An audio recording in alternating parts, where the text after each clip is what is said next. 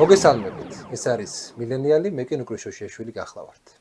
დღეს ჩვენ გვყავს ძალიან საინტერესო ავტორი, ბესტსელერის, ქართული ბესტსელერის ავი მუსაიფის ავტორი, ნოდარ მაჭარაშვილი. მოგესალმები. მოგესალმებით და მივესალმებით თქვენ მაყურებელს. მადლობა მოწვევისთვის. კიდევ მადლობა რომ გვესტუმრეთ. ბავშვობიდან ძალიან მიყვარდა ისტორიულ სათავგადასავლო ლიტერატურა. რატომაც გავხდი ერთ-ერთი მიზეზი, რატომაც გავხდი ისტორიკოსი იყო ის, რომ სამი მუშკეტერი მიყვარდა, აივენჰო მიყვარდა. საქართველოში კი იყო ეს ჟანრი. ნუ კონსტანტინე გამსახურდიას ჰქონდა, ლევან გოთუას ჰქონდა და ვასილ ბარნოვსა. გაიხსენეთ ბაშიაჩუკიც და ასე შემდეგ. არის ხო? მაგრამ აი თანამედროვეობაში თითქოს რაღაცა ექსპერიმენტები არ ტარდება. აი რაღაც თითქოს ეს სფერო ისეთი არის. არ ეხებიან მაინც და ეხებიან. თქვენ შეეხეთ და არა მარტო შეეხეთ, არამედ ისეთი წიგნი დაწერეთ, რომელიც პრინციპში ბესტსელერად იქცა. მოდი ჯერ მაინტერესებს მიზანი რა იყო თავიდან და საინტერესოა თავიდან რა არის მიზანი და ბოლოს რო კითხულობთ მე როგორ შეხედეთ თქვენ დაწერს. ეს იყო თავიდან მიზანი ქონდა რომ ისტორია გაგეცდოთ საზოგადოებისთვის თუ ეს მიზანი იყო რომ ერთი ადამიანის ირგვლივ დაგენახებინათ საქართველოს ისტორია. მიზანი იყო პირველ რიგში რომ ერთი ადამიანის ირგვლივ დამენახებინა ისტორია.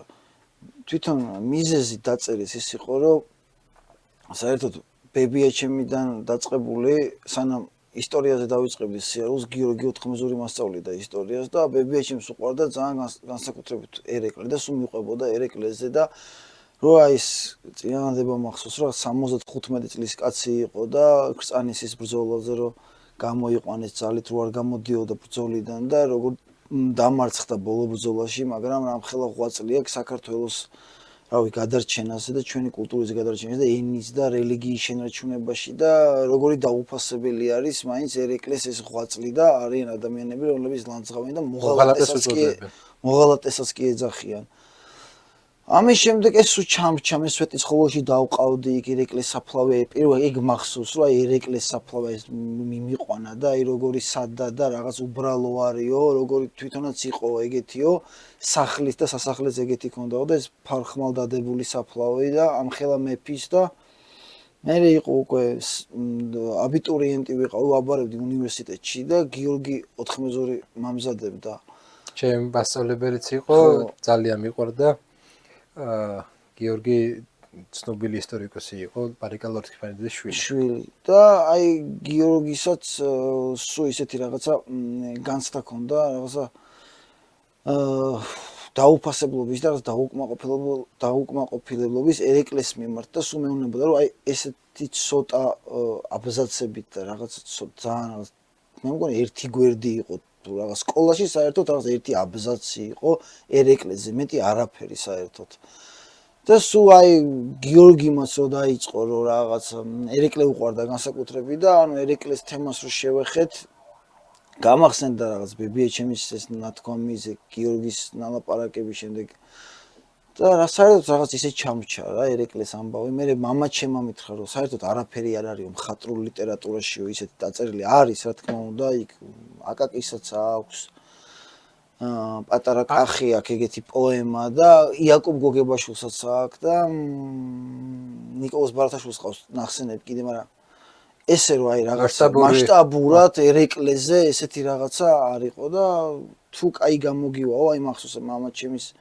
ეს იდეა რომ თუ კაი გამოგივაო ძალიან მაგარი იქნებაო და საინტერესო პიროვნებაო და მაგდენი საქართველოს მეფეს არავის არ უომია საქართველოს გამო არც ერთ მეფეს მაგდენი ომი ჩატარებული არა აქვს შეიძლება პატარ-პატარა დიახ ისეთი შეკითხვა მაქვს აი როდესაც ეხლა პრინციპში შენ თქვენ თუ შენობით არა შენობით ვმართებთ ხო როდესაც წარმოიდგენ ხოლმე ისტორიულ პირს თანამედროვე ადამიანის რაღაც ჩვევებს და რაღაც ტიპაჟით ქმნით თუ შეგიძლია წარმოიდგინო ის ადამიანი რომლისთვისაც ეგ თანამედროვეობა არის აბსოლუტურად უცხო საერთოდ ეხლა აქ რო ჩამოიყვარო ვერ გაიგებს ამ რეალობას და შენ გადადიხარ იმ დროს ანუ ერეკლე გადმოიყვანე თანამედროვეობაში თუ შენ გადახვედი ერეკლეს პერიოდში? აი ორივე იყო ალბათ ცოტა რა, მაგრამ უფრო მაინც ერეკლე თავის ეპოქაში დავტოვე, მაგრამ რამე თუ ესე ვფიქრობ, რომ ადამიანი მაინც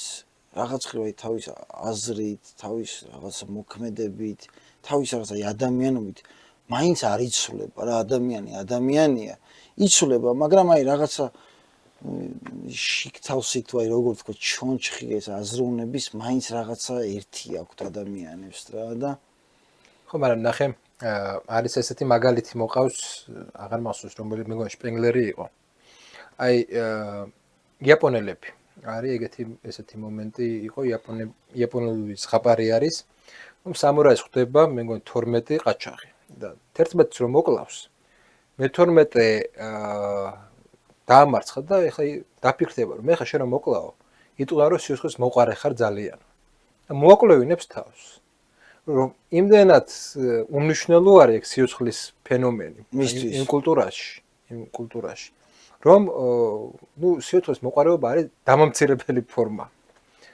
ეხლა თანამედროვე ადამიანისთვის წარმოუდგენელია, კი. შესაბამისად რაღაცა ხო ერეკლეში ჩვენთვის წარმოუდგენელი იქნებოდა. აუცილებლად ეხლა ერეკლე რა ვიცი, აქ ჩამოიყვანო, ალბათ გამოუგნებელი იქნებოდა მისთვის და ალბათ აქ წარმოუდგენელია, ჩემთვის ვერც წარმოვიდგენ ეგეთ რაღაცას და ხო, უფრო რაღაც ერეკლეს ეპოქა რო აღწერე, ერეკლე იმ ეპოქაში დავტოვე, სადაც დაიბადა და გაიზარდა და სადაც ცხოვრობდა რა. საერთოდ ეს არ არის ჩემი დანახული ერეკლე, რავი, 95% ანუ ჩონჩხი არის აგებული სიმართლეზე. იქ რა თქმა უნდა მხატვრული ლიტერატურაა და ეს არ არის ისტორია, რომ ისწავლებოდეს და მე არ ვარ ბიოგრაფი, რომ ვიღა დეტალურად და ესე რა ქვია წლებში ავხწერო ადამიანის ცხოვრება. მაგრამ რა თქმა უნდა შევისწავლე და ძირითადი ნაწილი სულ სიმართლეზეა. ძალიან მცირეა ის, რომ აი რაღაცა დამატებული მქონდეს და მხატვრული ლიტერატურაც ის არის, რომ რაღაც უნდა გამოიგონო და ახალი შეძინო წიგნს და ძალიან მცირე ის არის რაღაც ჩემი გამოგონილი პერსონაჟი თუ რაღაც ამბავი ისეთი, რაც მნიშვნელოვანი იყო და რაც სერიოზული თემაა ერეკლეს გარშემო და რაც დღემდე რაღაცა კრიტიკის თუ კამათის საგანად არის, ის ყველაფერი რა ვიცი, სინამდვილე არის და ანუ აი მუშაობის პროცესი მაინტერესებს. დიახ. აი ყოველთვის ეგ ბევრს აქვს შეკითხვა, იმიტომ რომ საქართველოში არ არის თუ ამერიკაში არის ეს პრაქტიკა, გასწავლიან წერას. საქართველოში არ არის ესეთი რაღაცა კურსები. ნიუ-იორკში არის ეგეთი სკოლა რაღაც ძალიან ცნობილი მწერლების მწერლების სკოლა. აი როდესაც მუშაობდი ამ მასალაზე. ესე იგი დოკუმენტები, ისტორიული რაღაცა წყაროებს იყენებდი ერთი მხრივ. და მე აი როგორ აკავშირებდი ამ ერთმანეთს, აი პროცესი როგორია ეგ მაინტერესებს. გასაკეთებ, აი იქნებ აგვიხსენო პროცესის დროს რა ხდება. აი პროცესი ჩემთვისაც რაღაცა არ ვიცი, უბრალოდ შრომატევადია, თორე ის რომ მე რაღაც აი მიჭირდეს რაღაცის ფიქრი, აი რაღაცა აზრის შეკვრა, აი მაგიდასთან რომ ვჯდები, არ ვიცი რა ხდება, აი თავისით მოდის ეს ყველაფერი რა, არ ვიცი რაღაც არ მინდა რომ რაღაცა მაღალფარდოვნად თუ რაღაცა აი ისე გამპარტამულად გამომივიდეს, მაგრამ რაღაცა ღმერთმა დამამადლა რაღაც ეს, აი მე თვითონაც არ ვიცი ეს როგორ ხდება, მასალები რა თქმა უნდა შევისწავლე ყველაფერი, მაგრამ აი ჩეხოვსა კიდე ეგეთი ის რა სანამ მაგიდასთან არ დაჯდებიო წერალი როცა ხარო რა ის ფიქრი ვერ მოვა რა ეს ლოგინში იწვე და იფიქრო და აი რაღაცას მოიფიქრებ მაგრამ თავარ იმას ვერ შეკრავ მაინც მაგიდასთან ჯდები და რავი მაგიდასთან რომ ჯდებოდი რავი მოდიოდა თავისი თან იმდენი წყარო მქონდა რომ უფრო ადვილად გამომდიოდა რა ვიცი პროცესს ხედავთ ანუ თავში რა ხდება აი თლიანად ვერ ვხედავ ხედავ დასაწყის და დასასრულს აი შუაში ესე ქრონოლოგიურად რომ მიყვე აი რა როგორ უნდა დავწერო წინასწარ ეგ არ ვიცი ანუ გარკვეულწილად გამტარი ხარ ეგ არ ვიცი ეგრე გამოდის აქ ხა ჩვენ შევხედეთ რაღაცა ცოტა მისტიურ რაღაც ფენომენს ეს სხვადასხვა ბევრს შენ ხა აღწერე და ბევრი წერილს აქვს ესეთი რაღაცა აღწერილი რომ თუ უროდ რაღაცები არ შემილია და როდესაც მაგიდას წვდები არ შემილია რაღაცების ახსნა სიტყვიერად ხო ახლა შეკითხვა აი მაინც წერალი სიტყვის ადამიანია. არის რაღაცა ისეთი რისი რაღაცა თქმაც გინდა და სიტყვები არ გაძლევს ამის საშუალებას. არ ვიცი, რაღაც ეხა ეგეთი რაღაც არ მახსენდება, რომ აი რაღაც თქმა მინდოდეს და ვერ ვთქვა. საერთოდ აი ესე რაღაცა ლაპარაკის ადამიანი დიდად არა ვარ, უფრო ბევრად კარგად წერა გამომდის. მაგრამ ლაპარაკიდაც სუდად არ ვლაპარაკობ რა, რაღაც ჩამოვაყალებ ვიტყვი. აი ესე რაღაც კონკრეტულად არ მახსენდება ისეთი, რომ აი რაღაცის თქმა მინდოდეს და ვერ ვთქვა და რაღაცა ეგეთი რაღაცა. აი ბერძნებს ჰქონდათ ეგეთი მომენტი, რომ თეატრი მიაჩნდათ უფრო მნიშვნელოვნად ვიდრე წერლობა. რატომ? იმიტომ რომ თეატრშიო ის ემოციებიო, შეიძლება სიტყვიერად ვერ გამოითქვას, მაგრამ გაჩვენებს ის ემოციურად. იმანენტურობას ეძახდნენ, აი მდგომარეობას. რომელსაც შეიძლება სიყვარულიც შეიძლება ბევრი რაღაცას უწოდოთ სიყვარული. მაგრამ ის კონკრეტული რაღაც მდგომარეობა, ის კონკრეტული ადამიანი არის. ის ხოლმე ემოციებს შეეგრძნობა. ხო ცხოვრებას რაღაცა ისეთია, მაგ იმანენტურობებით სავსეა. და როდესაც აღწერ ამ იმანენტურობებს რაღაცებს ხო აღწერ. რაღაცა სიტუაციურ манипуляციებს იყენებ ამ დროს. ამ დროს არ გაქვს განცდა რომ რაღაცები გამოგჩა? წერის დროს? წერის დროს.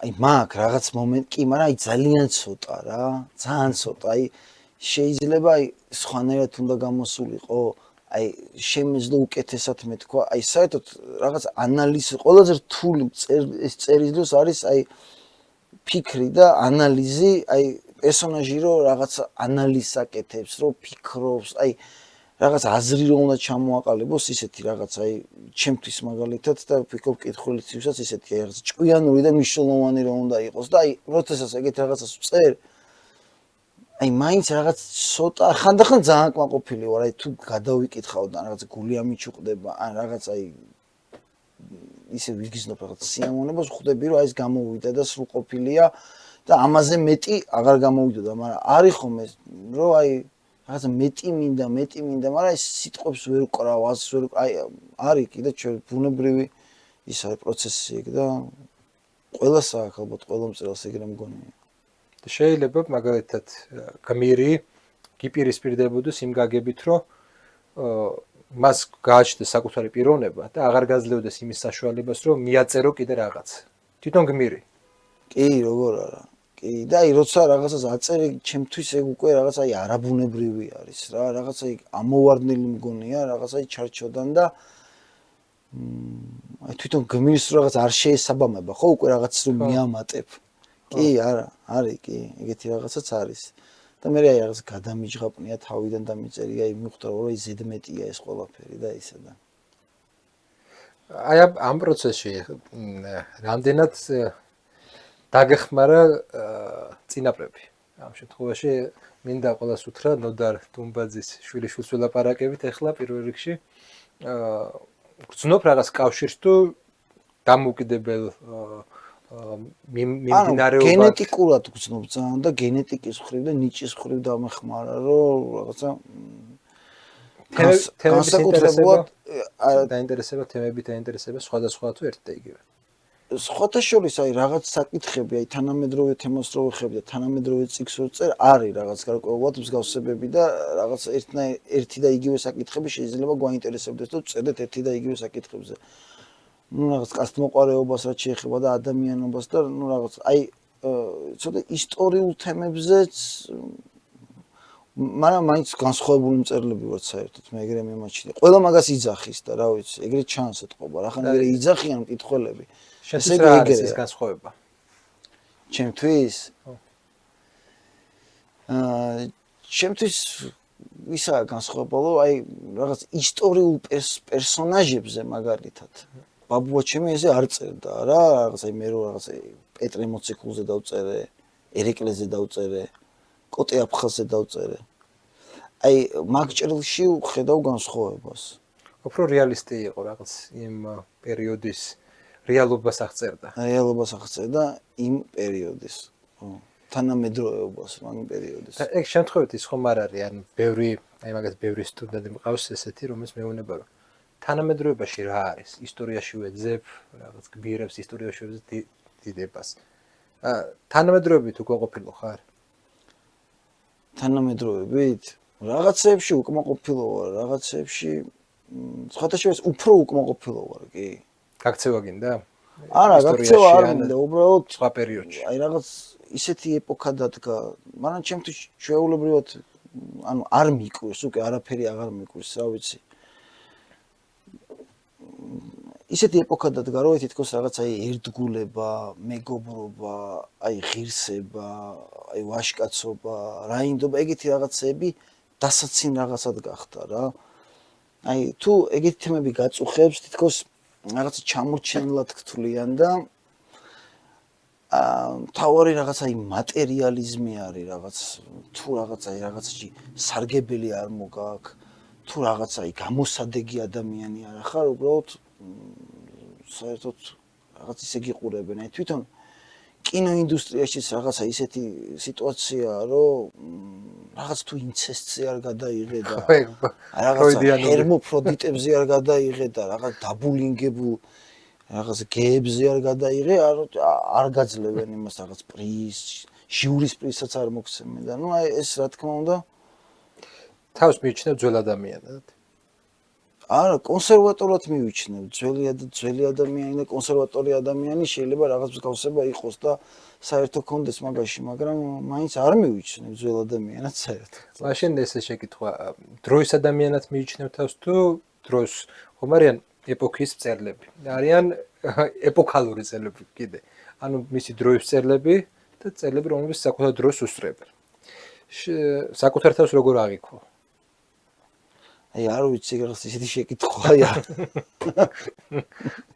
არ ვიცი საკუთარ თავს რა ვიცი წერლად აღვიქვამ და მე შემიძლია ვთქვა აი რატო ვწერ მაგალითად და აი ეს ეპოქალური ვარ თუ ეპოქის მწერალი ვარ რაღაც ეგ მე მგონი დრომ და რა ვიცი მკითხველმა უნდა იმას ქნას შეაფასოს აი მუსაებში შევამჩნიე ეს რაღაცნაირად ნოსტალგირება არის იმ ეპოქის იმის მიუხედავად რომ ეგ აშკარად დანახულია მთელი მინუსები ეპოქის და სისუსტეების ქართული ხარის და ხალატიც არის იქ ბევრი ისეთი მომენტი არის საინტერესო მომენტი არის აღწერილი ამის მიუხედავად რაღაცა ეს ცენტრალური ადგილი მე ეგრე მომეჩვენა რაინდობას უკავია აი თანამედროვეობაში ვინ არის რაინდი? თანამედროვეობაში რაინდი არის ადამიანი ჩემთვის რომელიც იძახის უშიშრად სიმართლეს ვთქვათ. აი ეგ არის და ეგეთი ადამიანი დღესდღეობით ძალიან ცოტაა. კი, ძალიან ბევრი იბრალებს მაგას რომ აი მე სიმართლეს ვიძახი ისა მაგრამ აი მაინც ერიდებიან რა სიმართლეს თქმას რა ბოლომდე რა აი თუ გინდა პოლიტიკურათაც აი რაღაცა იმას თუ იძახიან იმას არ იძახიან თუ იქ მე რაღაც ისე არის ფიქრო აი მაინც და რაღაცა აი სიმართლეს რო იძახდეს ეგეთი ადამიანი გულწრფელი რო იყოს ძალიან ცოტაა და ჩემთვის რაღაც თანამედროვეობაში მიმაჩნია რომ აი რაინდობა სიმართლის თქმა არის და გულწრფელობა არის ჩემთვის ეგრე არის რა სიმართლესელი აი რა სიმართლესელი აი როგორ სიმართლესველი იცი თუ რაღაცა აწუხებთ თქვათ აი რაღაც პოლიტიკურ მაგალითს მოვიყვან რა აი თქვათ რაღაცა არიან იმპერიალისტური ქვეყნები თქვათ იმპერიალისტური ქვეყანა არ არის ცუდი და კარგი ის არის იმპერიალისტური ქვეყანა და თავისი მიზნები აქვს თავისი ზრახვები აქვს და ასე შემდეგ და ბევრი ცუდი და ვთქვათ აი რუსეთი დამპყრობელი კი რუსეთი დამპყრობელია და ბევრი ცუდი გააჩნია და ბევრი ცუდი გაგვიკეთა და ხალხი დაგვიხოცა და რა თქმა უნდა მაგაზე არავინ არ დაობს მაგრამ მეორე მხარეც არის როცა რაღაცა ამერიკა რაღაცა იმას შვება რომ აი რაღაცა ისრაელთან დაკავშირებით იქ რაღაცა ხო არის ბევრი საკითხი ისეთი რაღაც ჩამოთვლაც არ მინდა ერაყის აი რა ვიცი არაბული კულტურის რა ვიცი ნუ თუ ყველაფერი მოწონთ აი მანდ მიმაჩნია რომ გულწრფელები არ არიან და რაღაცი თქმის ეშინიათ რა და მე რა ვიცი ეგეთი შიში და ეგეთი საერთოდ ანუ არ ვფიქრობ რომ ეგეთ თემაზე როცა ლაპარაკობ რამე მოსარიდებელია და რაღაცა რაღაცა ცოტა მოიძებნება, მე ვფიქრობ, რომ რაღაცა აი ეგ თემები შეაფასოს ნორმალურად ისე. ანუ რაღაც დამოუკიდებელ ადამიანს ეძებ. აი ახლა ახსენე დასავლეთი როგორც რელიგია ესე ახსენე, ხო? ნუ წარმოიდგინე რომ ყველაფერი კაი დასავლეთშია, ყველაფერი ცუდი აქ ცუდი აქ არის. ანუ შავი და თეთრი. შენთვის არსებობს ზოგადად ეგ შავი და თეთრი ფენომენი. თუ ეს არის ყველაფერი რაღაც შედარებითი. ყველაფერი მე ვფიქრობ, რომ შედარებითი არის. ყველა ქვეყანას საერთოდ რაღაც ისეთ გეოპოლიტიკურ ადგილას გავჩდით და ვცხოვრობთ, რომ მოგვიწია რაღაცა ეს რაღაცა ქარცეცხლების გავლა და რა ვიცი.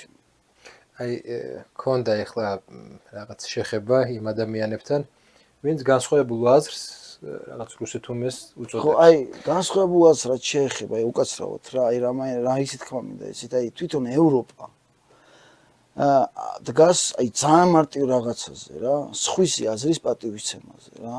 ეგ არის ევროპის აი ლიბერალიზმი ეგ არის. და უბრალოდ აი სხვისი აზრის პატივისცემას მე საერთოდ ვერ ვხედავ რა დღეს საქართველოში რა. ეგეთი რაღაცა არ გააჩნიათ რა ადამიანებს და რაღაცა აი გაურკვეველ მე ვაფშე საერთოდ არ უკაცრავად საერთოდ არ მეხება ეს რაღაცა მაგათი აგრესია და ისე, იმიტომ რომ რა ვიცი რაღაც ვერ ვიხებ მაგას, მაგრამ აი განსხვავებული აზრი საერთოდ და ეს ლიბერალიზმი რაც რაღაცა ქადაგებს ამ სხვისი აზრის პატივისცემას საერთოდ დახშულია და არ არსებობს და აი საქართველოშიც რაღაცა ისეთი ზიზღი არის ამ განსხვავებულასთან დაკავშირებით, რომ უბრალოდ მიკვის, ანუ შენ თუ რაღაცა განსხვავებული აზრი ხარ, გაქვს რუსეთუმე ხარ. აი ქონდა ეგეთ ადამიანებთან შეხება ცოტა ხნის წინ. აი როგორ გონია შეიძლება ნორმალური ლაპარაკი ეგეთთან. ეგეთ ადამიანებთან? აი ჩემთვის არ შეიძლება ვეცლები ხომ რა ეგეთ ადამიანს, იმიტომ რომ როგორი სიტუაცია იცი? მე აზრს მაგას ისეთ გმირს შექმნი ლიტერატურაში, რომელსაც შეიძლება ესეთ ადამიანთან საუბარი? არა, რა თქმა უნდა, ლიტერატურაში შევქმნი, მაგრამ მე თვითონ ძალიან მიჭირს ეგეთ ადამიანთან საუბარი, იმიტომ რომ ასე ვეცლები ხომ, იმიტომ თვითონ არიან ისეთი აგრესიულები, და ისეთი შეურაცხყოფებზე უფრო ქალები რა, კაცები მაინც გერიდებიან და რაღაც ახლა, მაგრამ ნუ აი უცებ შეიძლება ისეთი შეურაცხყოფა მოგაყენოს, იმიტომ რომ განსხვავებული აზრი გაქვს. და რახან შენ განსხვავებული აზრი გაქვს, ესე იგი მოღალატე ხარ და ნამდვილი პატრიოტი თვითონ არის და აი რაღაცა ეს გამოგონილი გმირები, ვიღაცები, აი წარმოუდგენელი რაღაც, აი დაიჭირეს და გმირია всё. აი რაღაც უცნაური დამოკიდებულება, ეს რაღაც არ ვიცი, რაღაც კლუბურ ნარკოტიკზე გაგიჟებული ვიღაც დიჯეები რო ჭკუას გვარიგებენ და ტელევიზორიდან გვემუქრებიან, რომ აი რაღაცა აი გამაღიზიანებელია ეს ყველაფერი ძალიან რა, ხა აი იასამნისფერთმიანი, აი არაფერს არ ვერჩი, მაგრამ რაღაც იასამნისფერთმიანი რაღაც საყურეიანი ტიპი რო გამოდის და აი დედას გიტირებთ თქვენ, აი რაღაც აი არ უნდა მომიშალოს მაგაზე ნერვები. აი რავი, მე გამოვდივარ ტელევიზორში ვინმეს ვაგინებ თუ რა, აი რატო აქვს მაგას მაგის უფლება რა? რადგან ბავშვობაში სკოლაში აბულინგებდნენ და ეხლა რაღაცა სკეიტბორდზე დადის. თუ აი ვერ გავიგე რა, აი რაღაც ცოტა უცნაური გმირები არიან დღეს საქართველოში ძალიან. ესეთი გმირის შექმნა შეგიძლია? კი, როგორ არ შემიძლია. და აი ეგ ხო ახლა ჩვენი რეალობაა. ეგეთი ადამიანები ძალიან მომრავლებულია ჩვენ რეალობაში. წერალმა უნდა დაგვანახოს თუ არა რაღაც გამოსავალი. ანუ აქედან აი ესეთ ურთიერთობის ფორმიდან, სადაც აგრესიული ქალბატონები, ისეთი მამაკაცები თუ რაღაც განსხვავებული წარმოდგენებისა და მორალის მამაკაცები ურთიერთობენ დააშე საზოგადოებასთან ესეთ ფორმით, სადაც განსხვავებული ყოველთვის რუსეთუმეა, ხო? ხო. აი ზოგადად წერლებს ადრე ქონდათ ეგ რაღაცა მისიანისტური ის რომ საზოგადოების შეხები გამოევლინებინათ და ეჩვენებინათ რომ აი ესეთი ურთიერთობა თუ იქნება არ გმირი იღუპება, მოდით კათარზისი განეცადეთ და გადალახეთ ეგეთი ურთიერთობა აღარ გამოვა. ან გამარჯვებული გმირის კატეგორია იყო, რომელიც იმარჯვებდა და აჩვენებდა ახალ პერსპექტივას. წერლის გადმოსახედიდან რა არის ახალი პერსპექტივა?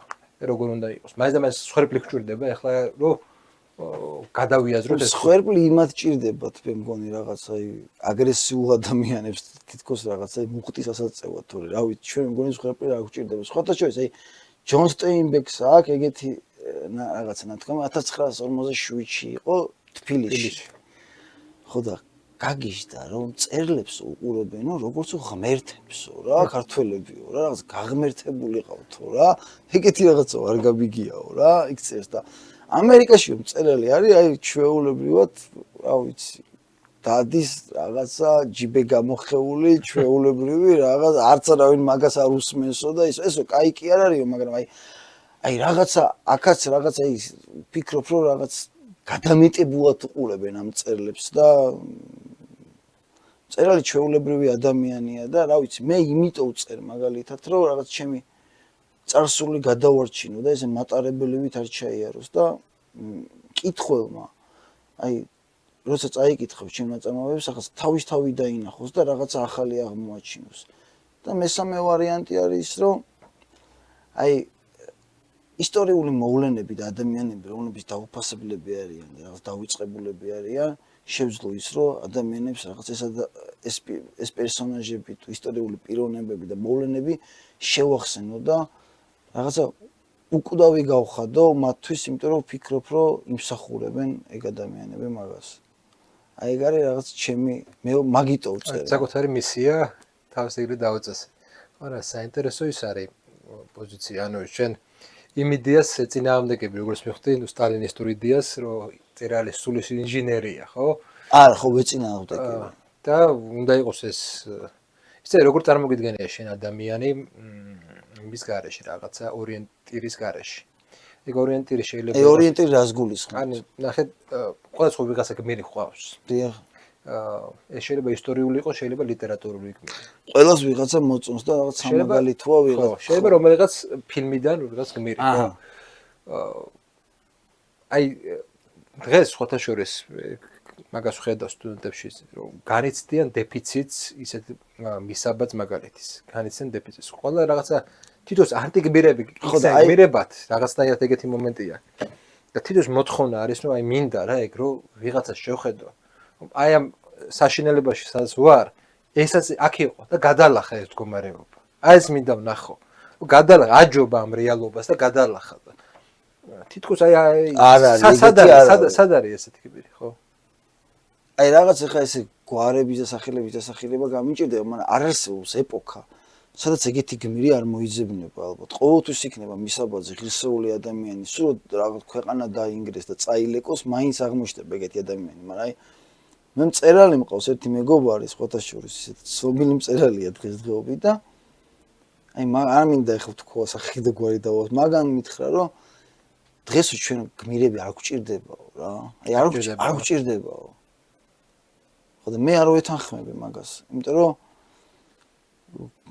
მისაბაძი ადამიანი ყოველთვის რაღაც საჭირო არის მე ვფიქრობ საზოგადოებაში და ერში იმიტომ რომ რატომ და იყოს ბოდიში გმირი მაგალითად კაპიტან ამერიკა რომელიც ნუ კომიქსებიდან მიეწოდება კონკრეტულ ამერიკულ საზოგადოებას ხო სადა ქართული გმირი აი მე ქართული გმირი მადარდებს აი თანამედროვეების ქართული გმირი ხო თანამედროვეების ქართული გმირი მე ან მე მესმის რატომაც იყენებენ ისტორიას იმიტომ რომ ერეკლეს ცხოვრება უკვე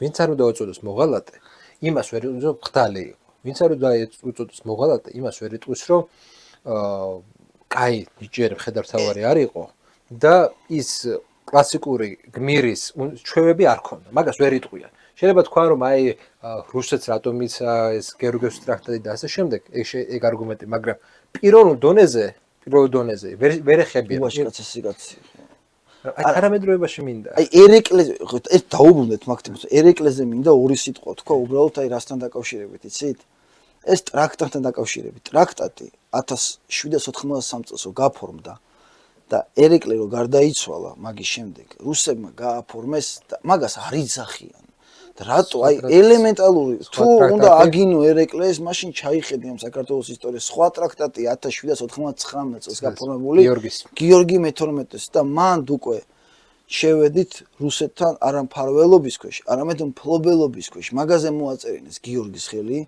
და უკვე რუსეთის იმპერატორს ჰქონდა ესეთი სტატუსი, აი როგორც დავით აღმაშენებელს აქვს მეფე აფხაზთა, სომეხთა, რანთა და კახთა ჰქონდა, რუსეთის იმპერატორს ჰქონდა მეფე ქართველთა, ესეთი წოდება უკვე მაგ ტრაქტატის შემდეგ. და მე მაგის მომხრეც არა ვარ, რომ გიორგის აგინონკას ვამათმა, მაგრამ ხო ისტორიული მაგ თემას ვაფშე უკაცრავ საერთოდ არ ისტორიული სამართლიანობა საერთოდ ის არის, რა ქვია, გაუქმებულია და მარტო ერეკლეს მიეწერება. ხო, საერთოდ არ ეხებიან მაგ თემას და უბრალოდ ეგ მინდოდა რომ მეთქვა. ხო და არის რამოდენიმე სახის გმირი. ნუ ზოგადად კლასიკურად ყოველთვის არის აი ესეთი აქილევსი და ოდისევსი, ხო? აქილევსი არის დაუფიქრებელი, ემოციური, რომელიც არა გონებით, არამედ თავის სიმამაცით იმარჯვებს. მეფოს ტყავშისანში ეგეთია ტარიელი. და არის ოდისევსი, რომელიც ხრიკით იმარჯვებს. ნუ იქ არის შესაბამისად ავთანდილი. ორი ტიპის გმირია. ქართველებმა ჯობია ოდისევსის გმირი აიღონ, მე მგონი, მოგზაური და ჭკვიანი და მოხერხებული და დიპლომატი და რაღაც ეშმაკისთან და თან რაღაც კეთილი. არის ეგეთი მომენტი. აი ძველ მითოლოგიებში იყო და გიფიქრია თუ არა ამაზე. არის გმირის ესეთი ფენომენი, რომელიც საკუთარ ბედის წერას ებრძვის. შეიძლება მარცხ ხდება ამ ბედის წერასთან, მაგრამ თავი თემა არის აი ბედის წერის წინააღმდეგ წასვლა. ეგ ძირითადად ევროპულ ლიტერატურას ჩვევია ეგეთი წარმოდგენები. კი. შენ შემთხვევაში, როგორც პირად დონეზე, ისე შენ წერლობაში არის ესეთი რაღაცა დაპირისპირება ბედის წერასა და ადამიანს შორის? კი, რა თქმა უნდა, ჩემ ცხოვრებაშიც, პირად ცხოვრებაშიც ხშირად ყოფილა ეგეთი შემთხვევა, რომ ბედის წერას რაღაც დაუპირისპირებულა. მე საერთოდ ჯერა ბედის წერის. არიან ადამიანები, ვისაც აი არ ჯერა ბედის წერის. ეს ბედის წერა შენ და მე მტრულად განწყობილი თუ პირიქით. არის ორი მიმართება არის, აი რობიკოს ტურიამ თქვა ერთხელ, რომ ბედის წერის ქაღმერთს უთხარი, რომ სადაც გინდა იქ წამიყვანეო და წამიყვანო. ეს არის, როდესაც ბედის წერა შენ დადებითად ავიქვა. და არის კიდე მეორე მომენტი, როდესაც პირიქით ორივე ვარი სამყარო გიპირისპირდება და შენ ამის მიუხედავად ყველას უპირისპირდები და ამარცხ. რაღაც ეგეთი მომენტიც არის. აი შენთვის ბედის წერა რა არის? კეთილია თუ ბოროტი? ჩემთვის ბედის წერა არის ორივე არის ალბათ. აი, რა ვიცი, მაინც ვფიქრობ, რომ აი, ეხლა ცოტა რაღაც შეიძლება პარადოქსი იყოს, აი ბედის წერის თან ჯერა და თან აი რა ვიცი, ადამიანზეა დამოკიდებული ალბათ თან და აი რაღაც ერთმანეთს არ ემთხვევა ეს ორი რაღაცა. თუ ბედის წერის გჯერა, მაშინ დიდად ადამიანზეც არ არის დამოკიდებული, აი როგორ წაიყვანს თავის ცხოვრებას და ასე შემდეგ, მაგრამ მე მაინც მეორე ვარიანტს ავიღებ, რომ საერთოდ სამყაროსთან ბრძოლა კარგს არაფერს არ მოგიტანს და ვფიქრობ, რომ არ უნდა დაუპირისპირდე სამყაროს, ეგრე ვფიქრობ, რომ აუცილებლად დამარცხებული გამოხვალ და შენი ბედის წერა ალბათ მაინც შენ ხელში არის. და ის რომ სხვათა შორის ეგეთი ბედის წერის მაინც ალბათ არ მჯერა, რომ აი წინასწარ დაწერილია ყველაფერი და შენ რაც არ უნდა გააკეთო, იქ წერია და ეგრე არის. აი ვფიქრობ, რომ აი შენი მოქმედებიდან გამომდინარე ღმერთი და სამყარო გაკვირდება და როგორც მოქმედებ, როგორც თავს წაიყვან, იქიდან გამომდინარე არის სამყარო გაგწირავს, არ გაგწირავს, წარმატებას მოგიტანს თუ ასე შემდეგ. ნახე, ეგეთი სიუჟეტია. ჯონ დინს ჰქონდა ეგეთი მომენტი. სარკეს ურტყავდა და ეუბნებოდა, რომ რამე ისეთი გააკეთე, რასაც მე არ ვაკეთებ. არის ესეთი მომენტი, რომ აი წარმოვიდგინე, ეგეთი სიუჟეტია ხშირად არის ხდება ლიტერატურაში, როდესაც ეშმაკი ხდება ადამიანს. და რასაც ეს ადამიანი ამბობს, ასწრებს ეშმაკი და გამოდის, რომ ეს ადამიანი გამოდის ანარეკლი ეშმაკის. ანუ არაფერი ისეთი გაკეთება, არაფრის ისეთი გაკეთება არ შეუძლია, რასაც ეშმაკი ვერ გააკეთებს. აი შენ წარმოდგენაში არის ისეთი რაღაცა, რისი გაკეთება შენ შეგიძლია, რასაც ეშმაკი პრინციპულად ვერ გააკეთებს. სადაც ეშმაკს დაამარცხებ, აი ამ თამაშში, ეგრე ვთქვათ. ეშმაკს ხოთა შორის აი ხა ლიტერატურა ახსენე და გამახსენდა ფაუსტის და მეფისტოფელის შეხვედრა. და ვფიქრობ, რომ რა თქმა უნდა რაღაც მარტივად შემიძლია ამაზე პასუხი გავცე.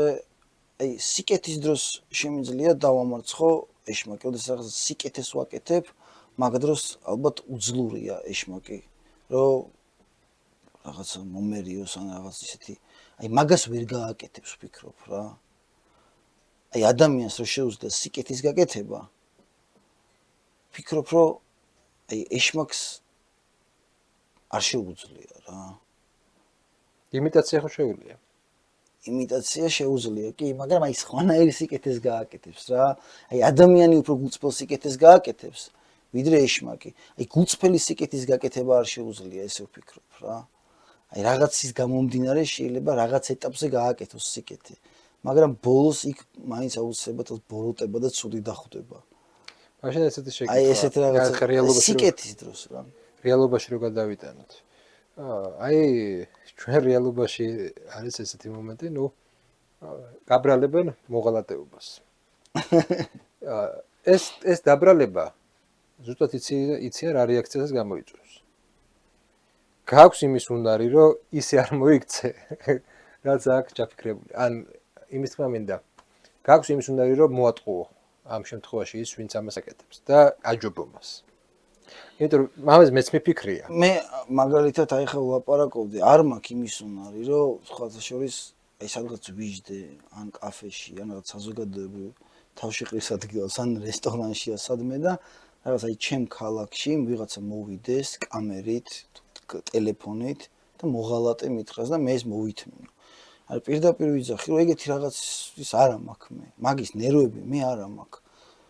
არ შემიძლია, რომ აი რაღაც ჩემ ქალაქში ვიждდე, ჩემ სამშობლოში და ვიღაცა მოღალატე მითხრას და იმის შიშით, რომ აი მე რაღაცა ისა კამერის და რაღაცა რომ მიღებენ მაგის შიშით, ხმა არ ამოვიღო.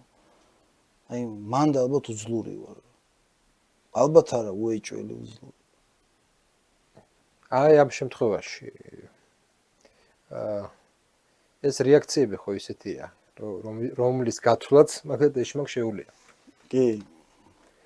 მაშინ აი მანდ გათვლადი ვარ ეთყობა რა, კარგად გათვლი. აქ არის ერთი მომენტი, ანუ აი ხნა ბედისწერაზე ბედისწერას შევეხეთ და ნუ ბედისწერა პრინციპში ეს არის, რომ როდესაც შენ რაღაცას ეშმაკი ზოგადად ფიქრობს რამდენიმე ნაბიჯზე. ეშმაკს საერთოდ არ უნდა ებრძოლო. ეშმაკს ბრძოლას გამოუცხადებ. იმ ბრძოლაში აუცილებლად წააგებ რა.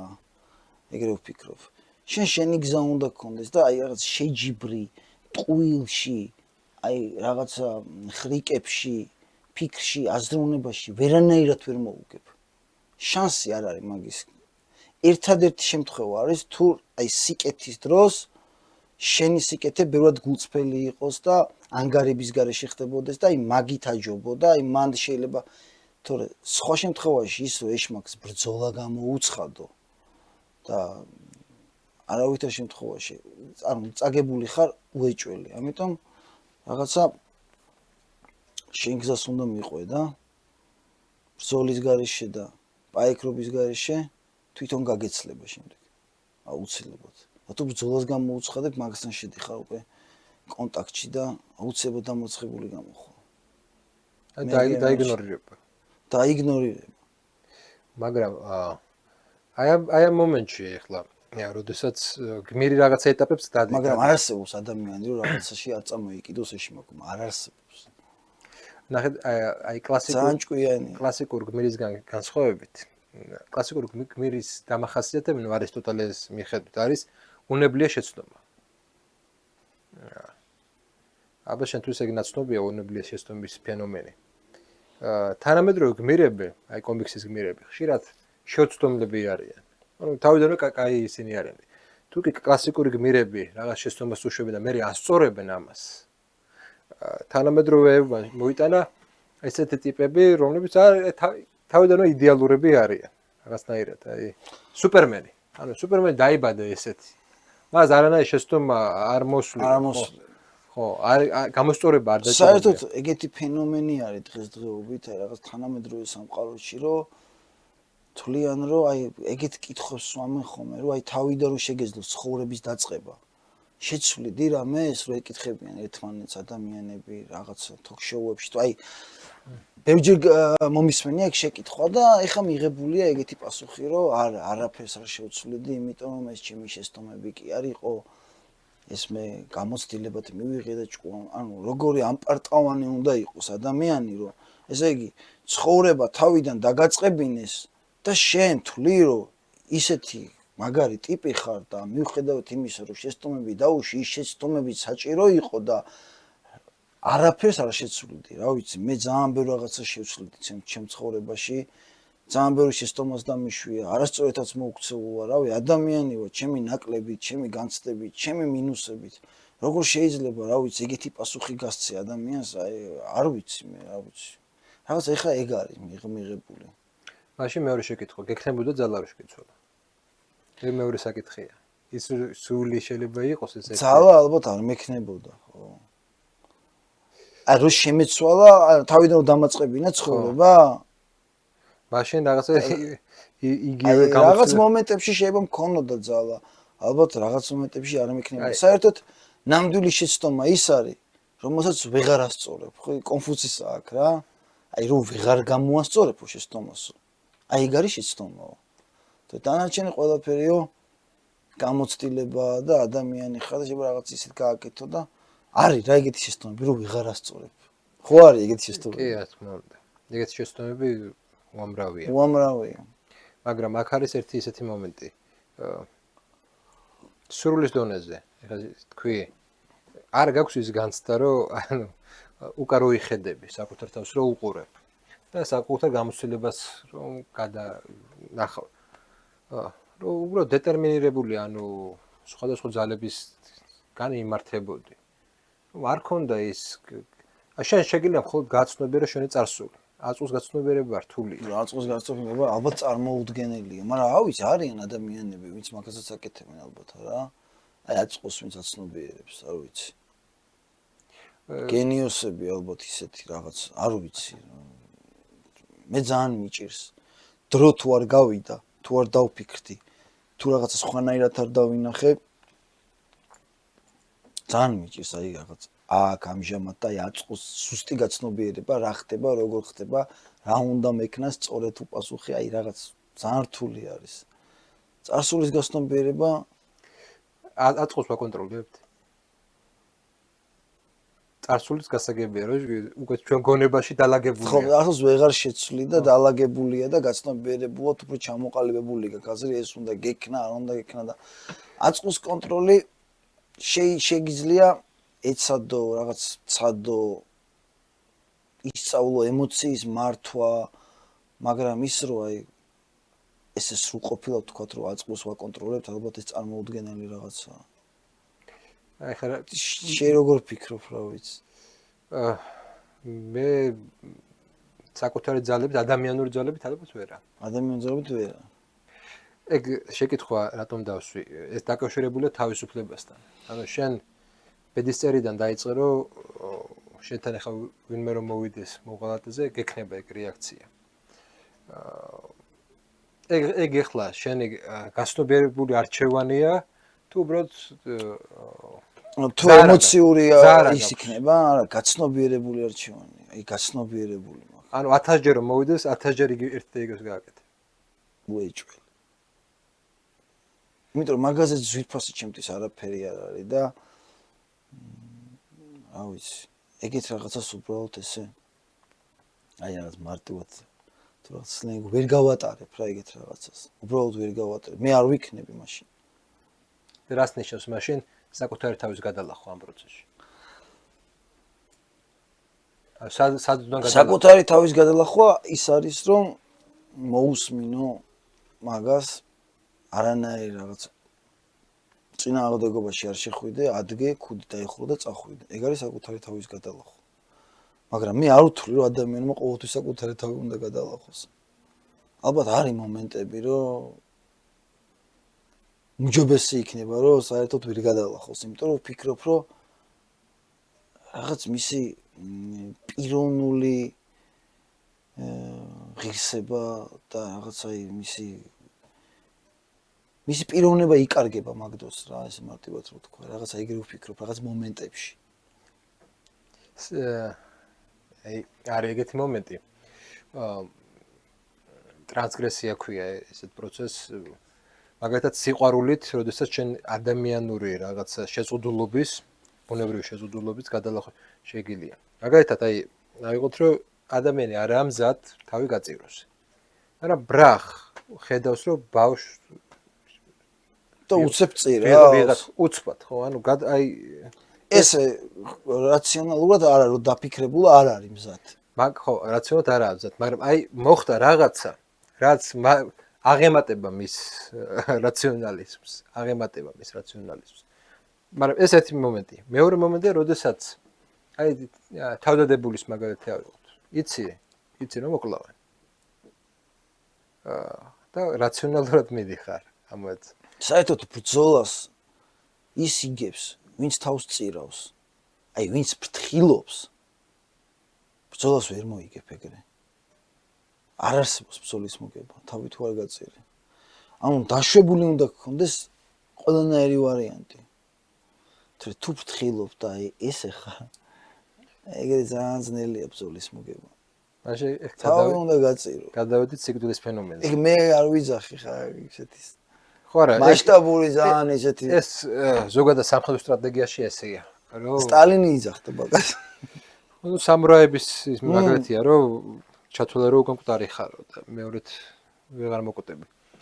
სიკვდილის ფენომენია ახლა მნიშვნელოვანი. აი თუ აკვირდები იგივე ჩვენი ბაბუების თაობაში, რომელსაც მეორე სოფლიო ომი გამოვლილი ჰქონდათ.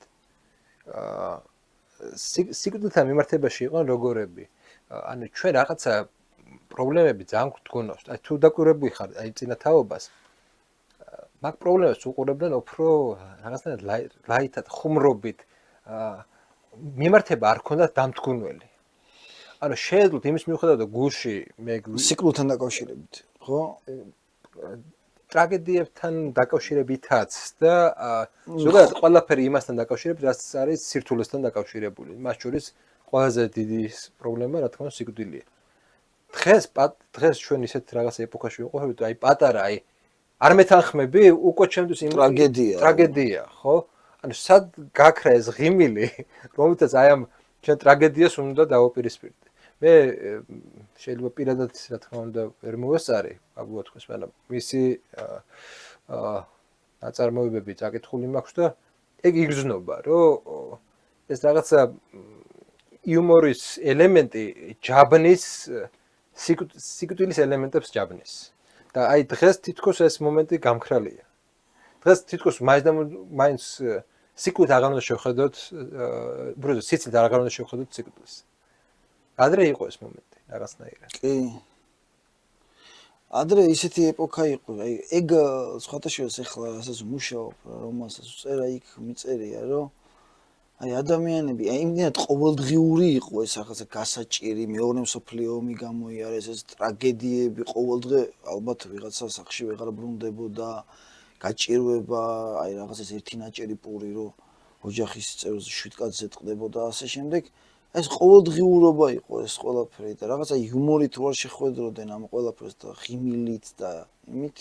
აი ჩვეულებრივი მოვლენა იყო, ალბათ აი ყოველდღიური ტრაგედია, გაჭირვება რაღაცა და ანუ იუმორში გაქონდათ ეს ყველაფერი და ცხოვრობდნენ ჩვეულებრივად და დღევანდელ ცხოვრებაში აი არ ვიცი როგორ თქვა.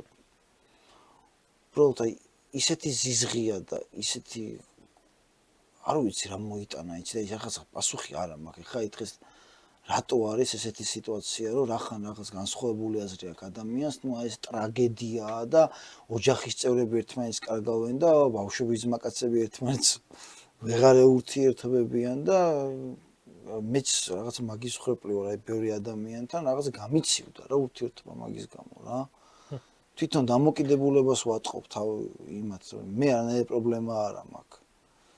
და აი რაღაცა 90-იანებში დაიწყო ეს რაღაცა ეს ისა რომ აი განსხვავება აი ზვიადის პერიოდში დაიწყო რაღაც იქაც ეს ოჯახებში განხეთქილება და ბავშვების მაკაცება რომ ერთმანეთი დაკარგეს და ეს რაღაცა პატრიოტულ ფონზე შეიქმნა ეს ყველაფერი, რაღაცა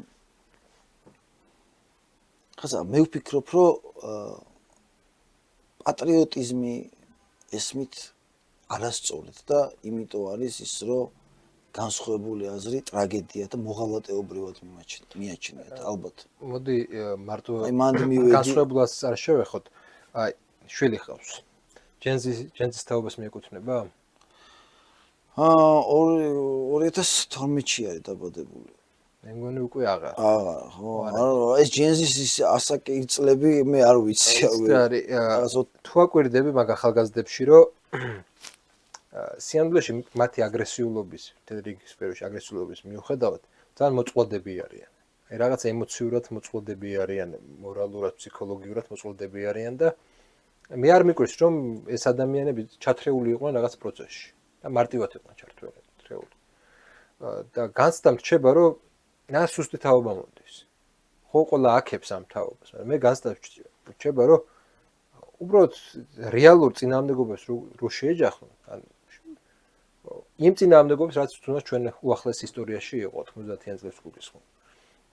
ის უნარები ემოციური რესურსი, რომ აი ეს დაძლიონ, გადაიტანონ ეს. არა აქვთ, ხო? ეგეთ განცდამ ეგეთი არ ვიცი მე ეგრე იქნება თუ არა. გრძნობ თუ არა, რომ როგორც საზოგადოება რაღაცნაირად დავსუსტეთ. კი, როგორ გრძნობ, ძალიან გრძნობ მაგას. რავი, ყოველ ნაბიჯზე გრძნობ. სხვადასხვა აი ჩვენი თაობა, მაგალითად ჩემი თაობა და ეხა რა ვიცი, რაღაც მაგით აქებენ და ადიდებენ ამ თაობას, რომ ამათ არ უნახიათ არაფერი და აი ესენი თავისუფლებაში დაბადებულები არიან და ანუ რავი ეს ბავშვებიც ეს ახალგაზრდებიც თუ ბავშვები რა უწოდო რაღაცა მსხვერპლის როლში არიან, იმიტომ რომ მთელი სტრუქტურები და ისინი მუშაობს, რომ რომ ტვინი გამოურეცხონ და მე გმირი არ არის, აი მისაბაძე ადამიანი, აი მანდ არ ყავთ რაღაც ისეთი, აი რა ვიცი, მე მაგალითად ჩემი თაობა, მე მაგალითად ისეთი ბედნიერება მე გქონდა რაღაც ღირსეული ადამიანები იყვნენ ჩემ გარშემო, ვისაც რაღაცას ვკითხავდი, ვისიც რაღაც მომერიდებოდა, მისაბაძე ადამიანები იყვნენ და ამათმა რაღაცა ამ რაღაცა ავტორიტეტებს და უწყეს ბრძოლა, რაღაცა რაღაცა ეს ავტორიტეტი რაღაც ისე აიყვანეს, რომ აი ყველა ავტორიტეტი კრიმინალია. აი რაღაც არც მისაბაძე ადამიანი არ ყავთ, არც გმირი არ ყავთ, აი კაპიტან ამერიკა ყავთ და ამას ემატება ის, რომ მთელი სტრუქტურები მუშაობენ იმაზე, რომ ამათ ტვინი გამოურეცხონ და აი თქვენ ხართ ნამდვილი პატრიოტი, ისინი სამშობლოს გამყიდველები არიან. რა ვიცი და ვერ უძლებს მაგათი ფსიქიკა რა.